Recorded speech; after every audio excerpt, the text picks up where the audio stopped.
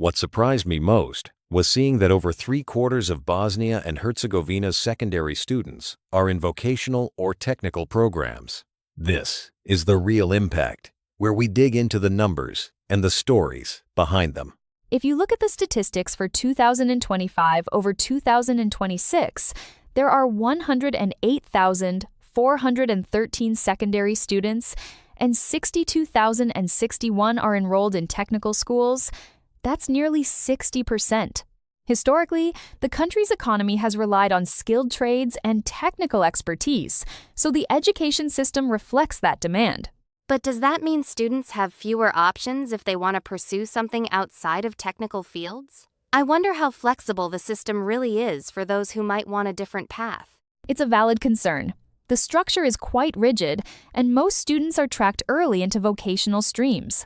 That's partly because employers expect practical skills, and families see VET as a safer bet for stable employment.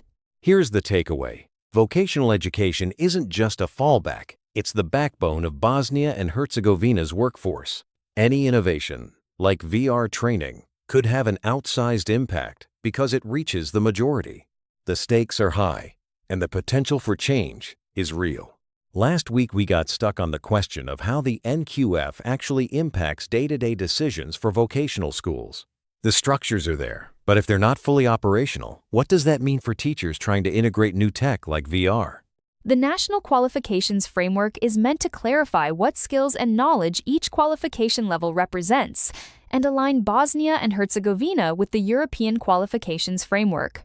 But according to the ETF's 2023 assessment, institutional arrangements are still incomplete, so schools lack clear guidance on how to map new technologies onto those levels.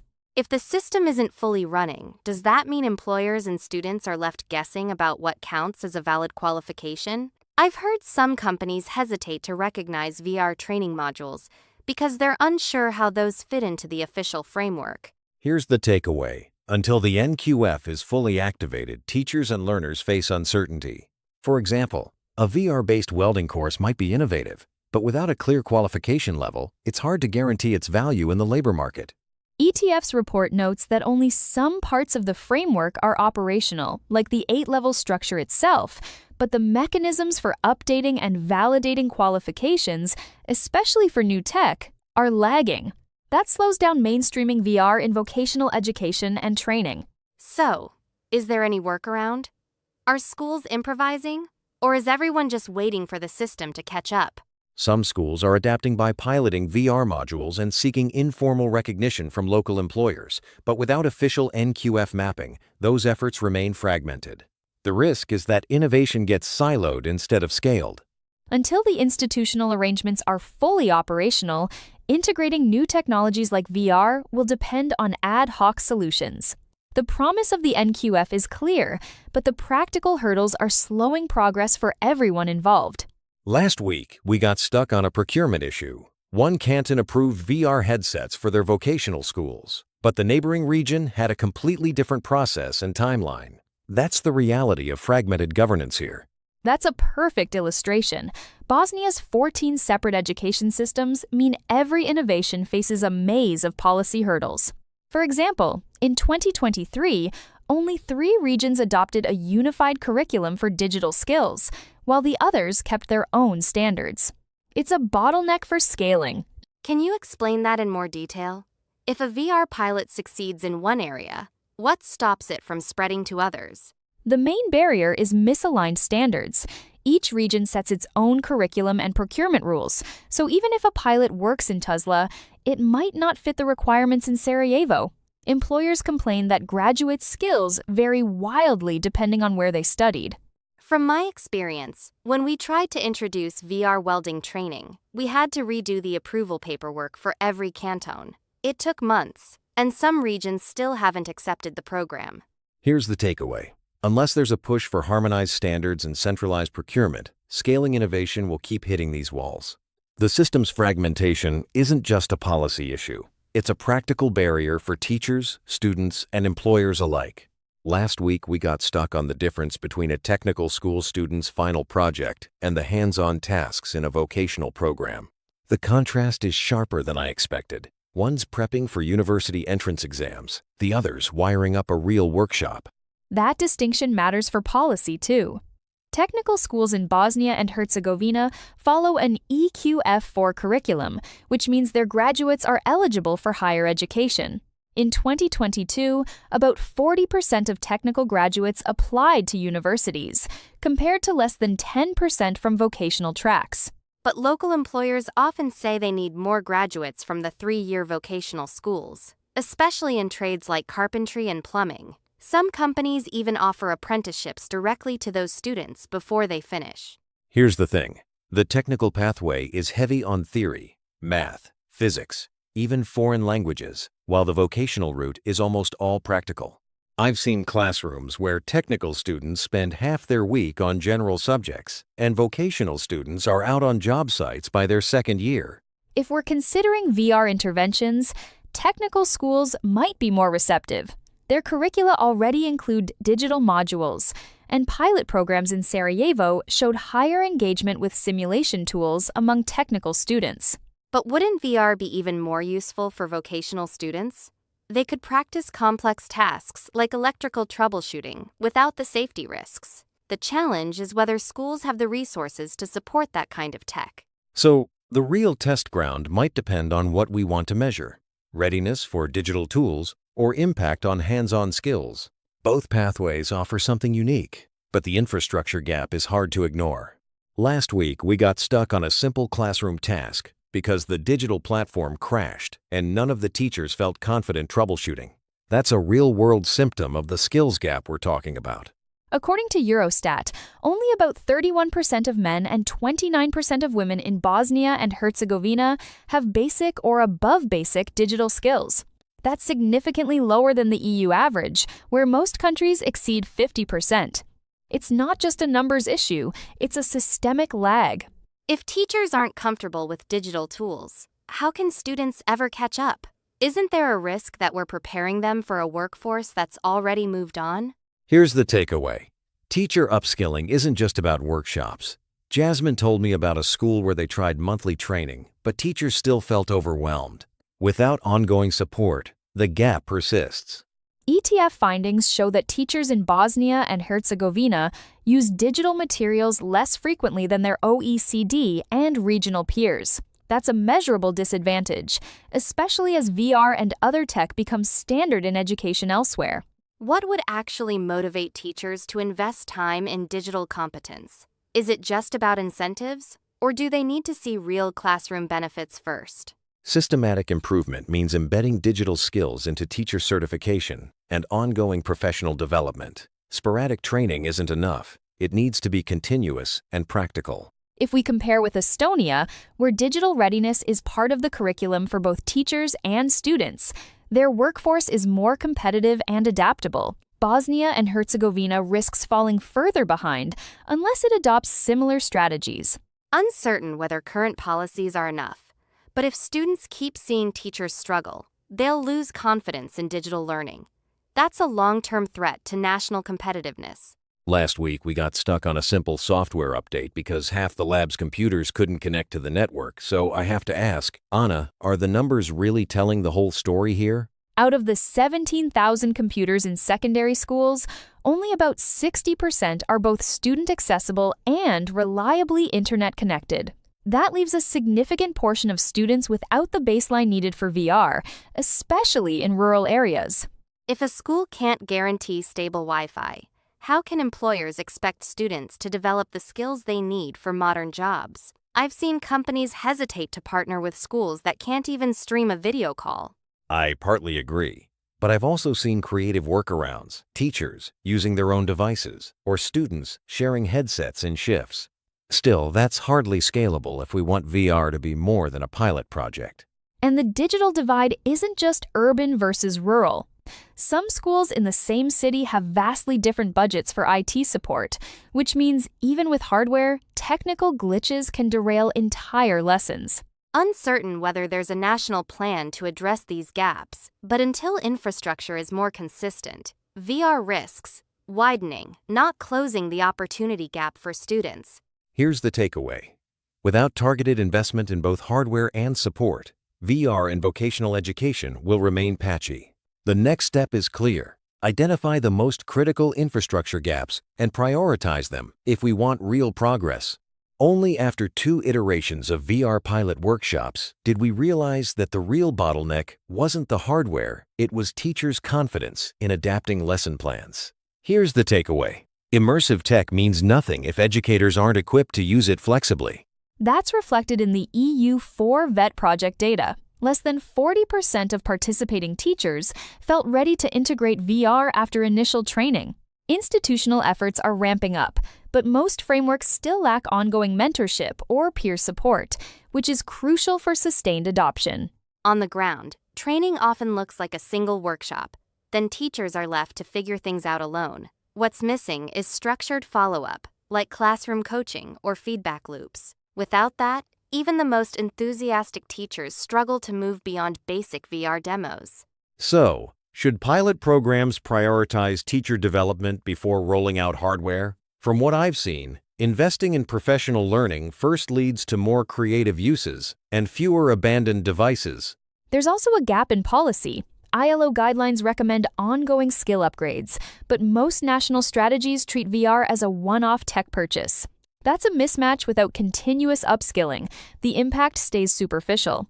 Industry partnerships could help bridge that. If VR companies provided hands-on support or co-designed lesson modules, teachers would gain practical skills and confidence. But would schools be open to that kind of collaboration? It depends. Some institutions worry about commercial influence, but others see value in real-world expertise. The key is transparency and aligning training with curriculum goals, not just tech demos. Only after 2 iterations did the Fab Mobile Tour team realize that students were more engaged with VR welding simulations than with the robotics demos. That shift in attention says a lot about what's resonating in these pilot projects. That's interesting, but if we look at the numbers, the MetaVet initiative reached just over 40 educators in its first phase, and the Fab Mobile Tour involved about 500 students across several cantons. Compared to the total VET population, these are still small-scale interventions. But what happens when those students go back to their regular classrooms? If the school doesn't have VR equipment, isn't it just a cool one-off experience instead of something that actually changes how they learn? That's a fair point.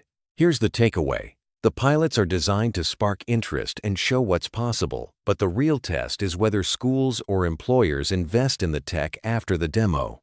I've heard from a peer in Tuzla that their school is now lobbying for a permanent VR lab because students kept asking for more sessions. Policy-wise, these pilots are being watched closely. The Ministry of Education is collecting feedback, and there's talk of including digital skills and VR modules in the next VET curriculum update. But funding and teacher training remain big hurdles. So if employers see that students are more motivated and picking up skills faster with VR, do you think they'll push for more investment, or will they wait for the government to move first? Only after 2 iterations of reviewing student placements did we realize how few companies actually open their doors for hands-on training, especially in sectors like metal processing and tourism.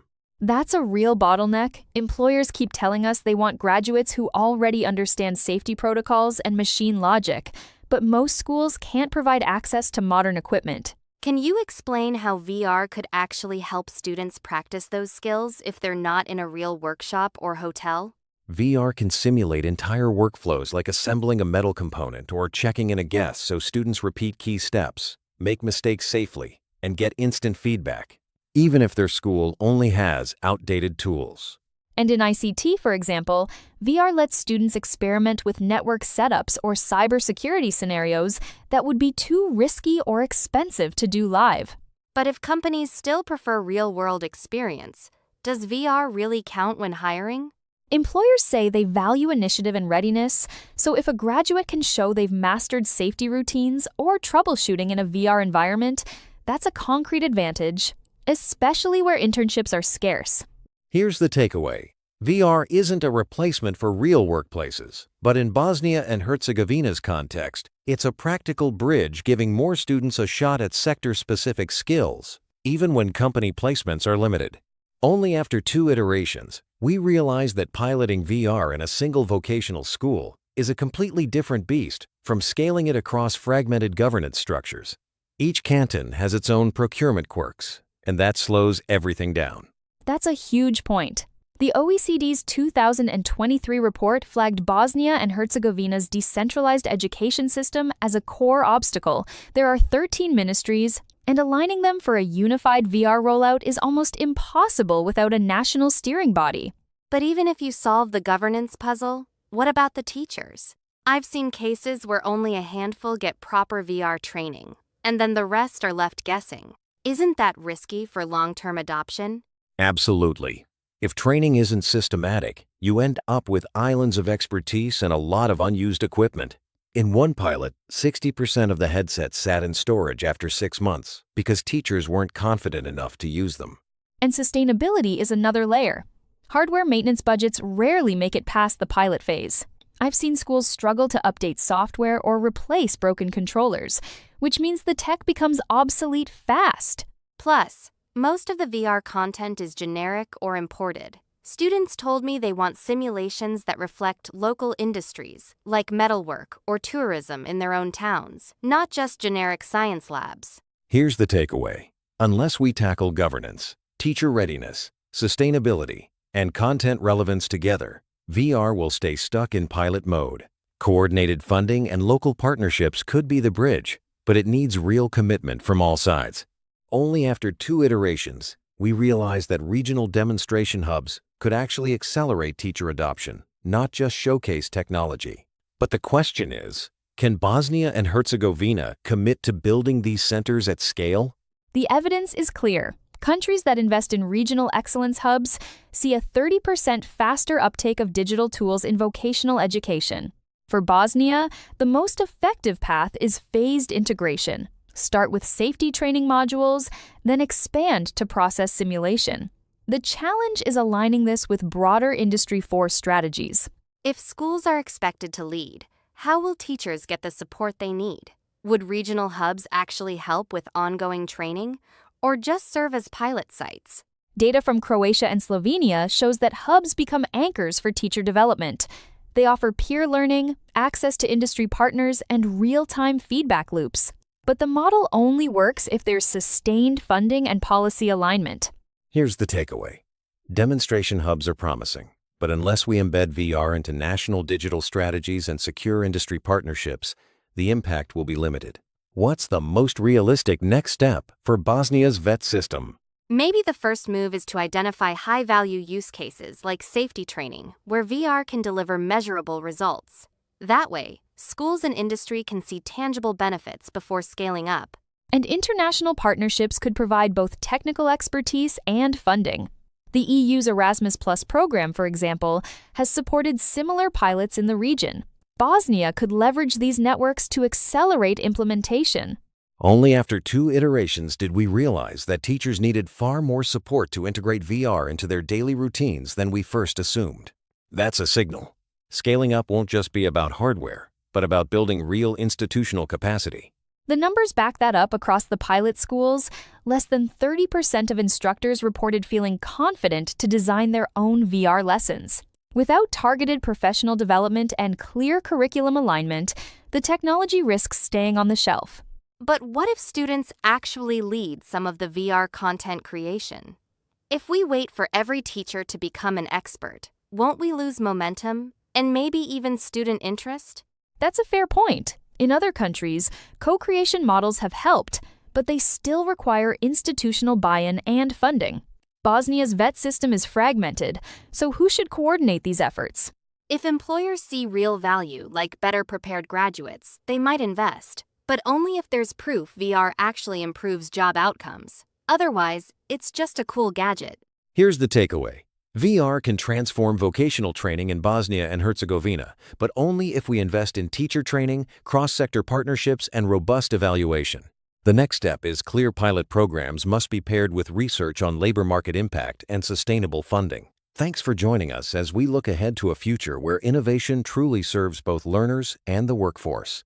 If you found this discussion useful, consider sharing it with a colleague. Co-funded by the European Union. Funded by the European Union. Views and opinions expressed are, however, those of the authoress only, and do not necessarily reflect those of the European Union or the European Education and Culture Executive Agency, EACEA. Neither the European Union nor EACEA can be held responsible for them.